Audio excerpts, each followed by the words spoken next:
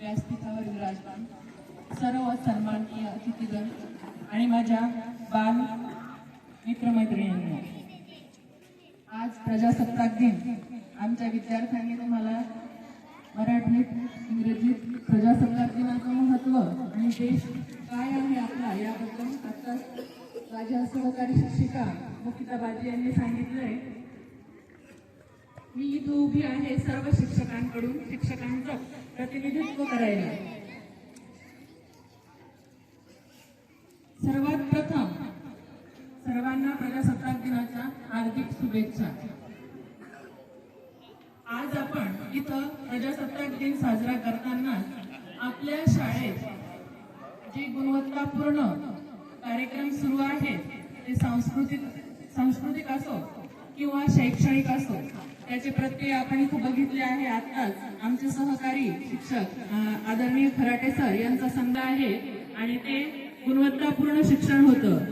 मी इथं सगळ्यांना सांगू इच्छिते की मागच्या वर्षी आम्ही जे विविध प्रकारचे उपक्रम घेतले आणि त्यामध्ये आम्हाला आमची शालेय समिती असेल संपूर्ण आणि गावची ग्रामपंचायत असेल यांनी भरपूर अशी मदत केली सर्व दृष्टीने आणि त्या उपक्रमांमुळे आणि यांच्या सहकार्याने ह्या वर्षी आपल्या शाळेमध्ये तब्बल 51 प्रवेश झालेले आहेत। नवीन प्रवेश 51 झालेले आहेत।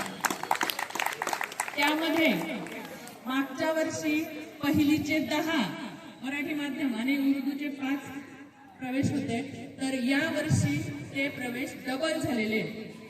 मराठीचे 20 आहेत तसे पण 3चे आधार नसल्यामुळे प्रॉब्लेम आहे आणि उर्दूचे 5 ते 10 झालेले आहेत, म्हणजे जवळ डबल फरक पडलेला आहे सगळ्या गोष्टींना। आणि तिसरी पासून ते 8वी पर्यंत आपले उर्वरित जवळजवळ 25 ऍडमिशन झालेले वरच्या वर्गाचे। तर ही आपल्या गावकऱ्यांसाठी आणि आपल्या जिल्हा परिषद शाळेसाठी आमच्या शालेय समितीसाठी अतिशय अभिमानाची अशी गोष्ट आहे।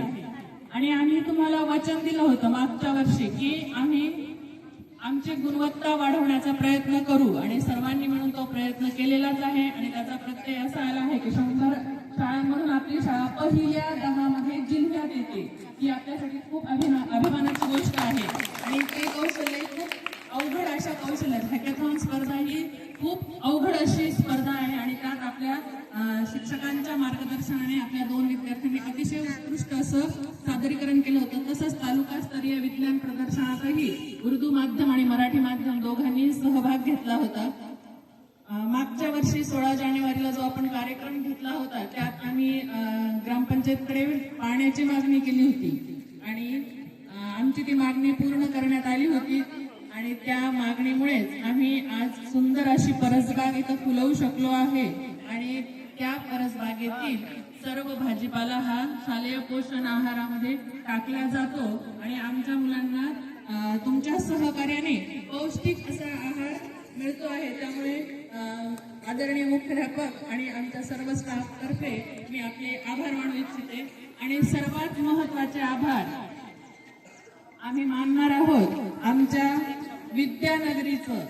मला इथं झोपडपट्टी म्हणायला चांगलं वाटत नाही आणि आमच्या मुलांनी आम्ही तिचं नाव विद्यालयाच्या शेजारी असल्यामुळे आम्ही तिचं नाव विद्यानगरी केलेलं आहे, म्हणून आम्ही तिला झोपडपट्टी नाही म्हणत, आम्ही आता तिला विद्यानगरी म्हणतो। कारण झोपडपट्टी म्हणायला चांगलं वाटत नाही आणि विद्यालय शेजारी असल्यामुळे आम्ही तिचं नामकरण तुमच्या परवानगीशिवाय विद्यानगरी केलेलं आहे। आणि आमच्या विद्यानगरीचं खूप असं सहकार्य आहे आमच्या परसबागेला, कारण इतके दिवस झाले आजपर्यंत कुणी हात लावला नाही आणि विशेष करून इकडची जी मंडळी ती सगळी आमची परसबाग सांभाळते आहे। म्हणून विद्यानगरी वासियांचा खूप खूप सर्व स्टाफ कडून आणि मुख्याध्यापकांकडून आम्ही खूप असं आभार मानतोय तुमचं की तुमच्यामुळे आमची शाळा इतकी व्यवस्थित राहते। कारण मागच्या वर्षी तक्रारी येत होत्या पण या वर्षी आम्हाला मदत केल्या जाते। तिकडच्या त्या ज्या दिदीन त्या आहेत त्या मुलांचे फोटो काढून घेतात आणि सांगतात की इथं कॅमेरे लावलेले आहेत आणि ते फोटो दिसतात। त्यामुळे त्या सर्व बंधू भगिनींचा मागच्या गल्लीतल्यांचा मी आभार मानणार आहे ताई तुमचं सगळ्यांचं की तुमच्या सहकार्यामुळे आमची शाळा खूप चांगली राहते आणि सुंदर दिसते. त्या दिवशी आदरणीय पीओ साहेब आले होते, तर पीओ साहेबांनी म्हटलं की कोणत्याच शाळेत व्यवस्थित राहत नाहीये, मोठ्याच्या शाळेत इतकं सुंदर असा बगीचा तशाचा तसा राहिलाय. विशेष म्हणजे त्यात खाण्याचे पदार्थ आहे तरी कोणी हात लावत नाहीये. आणि ह्याच्यासाठी मी खरंच विद्यानगरी वासियांचं खूप खूप आभार मानणार आहे. आणि देणाऱ्याने देत जावे, घेणाऱ्याने घेत जावे, पुढचं नाही म्हणत, पण पाण्याची मागणी केली होती.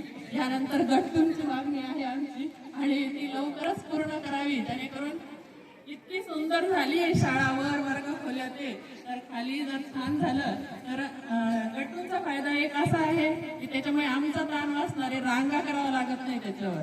एकदा जर हे करून दिलं तर त्याच्यामुळे आमचं ताण कमी होण्यासाठी तेवढं करावं अशी मी विनंती करते.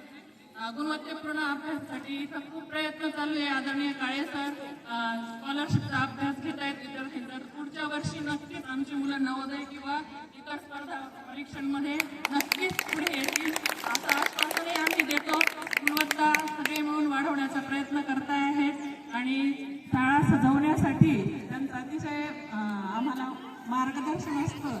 तसे काळे सरांच्या मार्गदर्शनात आम्ही सर्व शाळा सजवतोय आणि ह्या सर्व उपक्रमांना अतिशय जीवाभावापासून मनाने आणि काम करणाऱ्याला प्रोत्साहन देऊन काम करायला लावणारे आमचे आदरणीय मुख्याध्यापक श्रीमान साखरे सर यांनाही मी धन्यवाद देते. कारण की हे सर्व जे शक्य झालं ते फक्त साखरे सरांच्या सहकार्यानेच झाले. कारण त्यांनी जर आम्हाला प्रोत्साहन दिलं नसतं तर ह्या गोष्टी आम्ही करू शकलो नसतो. म्हणून सर्व शिक्षकांतर्फे स्टाफतर्फे मी सरांचे आभार मानते. ग्रामपंचायत आमची शालेय समिती जे आम्हाला वेळोवेळी मार्गदर्शन करतात. भाऊ काल येऊन इथं कार्यक्रमाचं नियोजन करून गेले की इतके जर शाळेबद्दल असतं असेल तर नक्कीच त्या शाळेची प्रगती झाल्याशिवाय राहणार नाही. यापेक्षाही तुमच्या सहकार्याने आम्ही अजून प्रगती करू असे शब्द देते आणि माझे 2 शब्द थांबवते. जय हिंद.